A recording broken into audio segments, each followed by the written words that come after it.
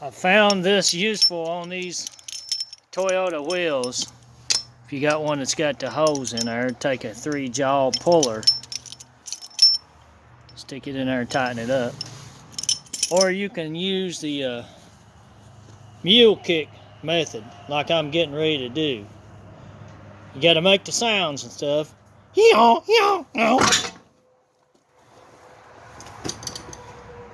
There you go. But you'll notice I have put grease, anti-stick grease, because I've had this off before. When the first time I took it off, I had to use the 3-jaw puller.